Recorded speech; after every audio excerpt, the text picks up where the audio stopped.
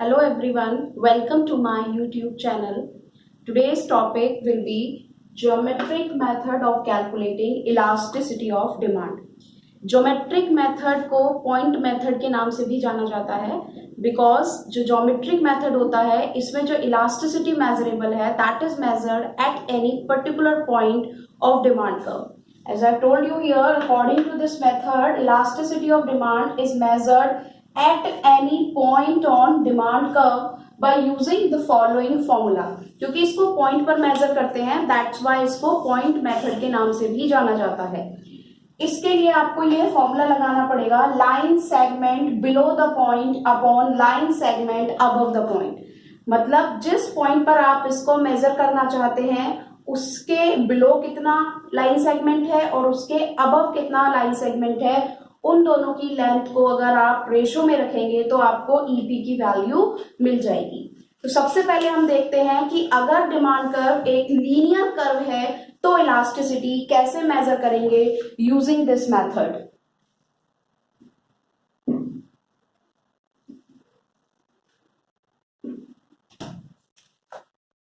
On linear demand curve. Linear का मतलब एक स्ट्रेट लाइन होती है.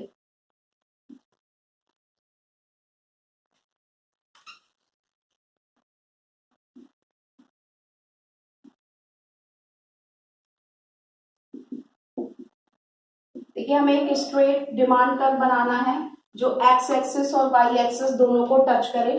इस पर कुछ पॉइंटर्स लीजिए, पॉइंट ए, पॉइंट बी. एक मिड में हमने पॉइंट लिया सी, एक यहाँ ले सकते हैं डी और एक इस वाले पॉइंट पर ले सकते हैं ई. अब हम इस पे इलास्टिसिटी कैसे मेजर करेंगे. अगर हमें मानो ईपी कैलकुलेट करनी है एट पॉइंट डी, तो हमारा फॉर्मूला था line segment below the point, और बिलो द पॉइंट का क्या है लाइन सेगमेंट डी बी, और अबव द पॉइंट है ए डी. अब अगर आप यहां ध्यान से देखें कि जो डीबी की लेंथ है वो एडी से ज्यादा है, it means DB is greater than AD. DB मतलब न्यूमरेटर, एडी मतलब डिनोमिनेटर. जब भी न्यूमरेटर डिनोमिनेटर से बड़ा होता है तो जो हमारा क्वोशिएंट है that will be greater than 1. इसका मतलब पॉइंट डी पर जो आपकी इलास्टिसिटी होगी वो 1 से ज्यादा होगी. सिमिलरली आप देख सकते हैं एट पॉइंट सी, इस पर हमारा आता है C B upon C A.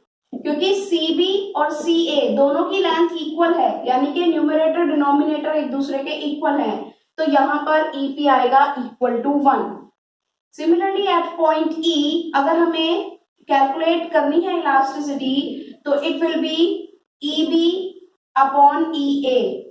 Since E B is less than EA, so here EP will be less than 1.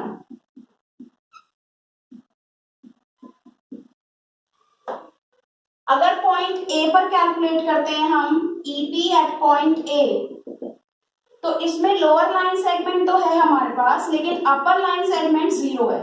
And since we know कि अगर किसी भी नंबर को 0 से डिवाइड करते हैं तो आंसर इंफिनिटी आता है, इसका मतलब अनडिफाइंड. तो यहाँ पर जो आपकी ईपी होगी that will B infinite. And next अगर हम बी पर कैलकुलेट करें ईपी एट पॉइंट बी, तो यहाँ लोअर लाइन सेगमेंट 0 है, अपर लाइन सेगमेंट बी ए है, तो इसीलिए यहाँ आंसर आएगा आपका 0. तो अगर डिमांड कर्व लीनियर है तो आपको इलास्टिसिटी कैलकुलेट करने के लिए सबसे पहले पॉइंटर्स लगाइए, फिर एक एक पॉइंट पर इलास्टिसिटी को मेजर करें और फॉर्मूला हमें वही रखना है, lower line segment upon upper line segment, और उनकी लेंथ को मेजर करें. अगर न्यूमरेटर ग्रेटर है तो आंसर ग्रेटर देन 1 होगा, अगर न्यूमरेटर स्मॉल है तो आंसर लेस देन 1 होगा. कुल मिलाकर के अगर आप देखते हैं तो जो वाई एक्सिस पर इंटरसेप्ट वाला पॉइंट है there will be infinity, X axis का इंटरसेप्ट पॉइंट हो जाएगा 0, और ए के बाद और सी से पहले जितने भी पॉइंट्स आएंगे उन सभी पर इलास्टिसिटी होगी ग्रेटर देन 1. क्योंकि सी एक मिड पॉइंट है तो सी पर हमारा जो ईपी होगी that will be equal to 1. C से लेकर के और बी के पहले तक सारे पॉइंट्स पर ईपी होगी लेस देन 1. तो ये था अगर हम लीनियर पर देखते हैं. If your demand curve is non linear तो इलास्टिसिटी कैसे कैलकुलेट करते हैं?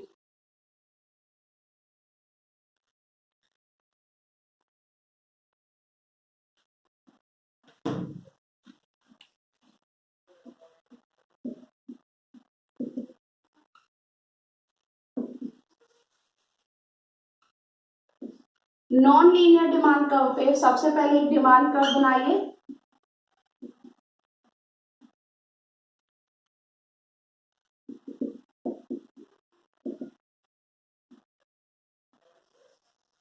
ये एक डिमांड कर्व है, इसके जिस भी पॉइंट पर इलास्टिसिटी कैलकुलेट करनी है वो पॉइंट मार्क करो। तो सपोज हमें पॉइंट के पर मार्क कैलकुलेट करनी है तो हमने के मार्क किया। अब हमारा जो नेक्स्ट स्टेप होगा उसके लिए हम यहाँ पर एक टेंजेंट लाइन ड्रॉ करेंगे जो वाई एक्सिस और एक्स एक्सिस दोनों को इंटरसेप्ट करती हुई चले। वी हैव डन हियर, ये ए और एक ये बी। अब हमने देखा कि इसका वही फॉर्मूला, हमें सेम फॉर्मूला रखना है, EP equals to lower line segment upon upper line segment.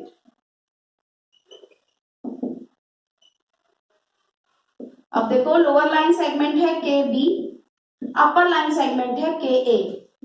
क्योंकि के बी इज ग्रेटर देन के ए है तो यहां पर जो आपकी इलास्टिसिटी होगी that will be greater than 1।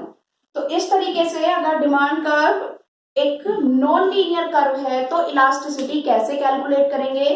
पहले इलास्टिसिटी के लिए डिमांड कर्व देखिए, फिर उसके बाद जिस पॉइंट पे निकालनी है वो पॉइंट मार्क करें, फिर उसके टेंजेंट एक लाइन ड्रॉ करें और उस लाइन के हिसाब से आपको यहाँ पर वैल्यूज पुट करनी है और वहां से आपका इलास्टिसिटी की वैल्यू कैलकुलेट हो जाएगी। तो ये मेथड था ज्योमेट्रिक मेथड, जिसको हमने पॉइंट मेथड के नाम से भी जाना।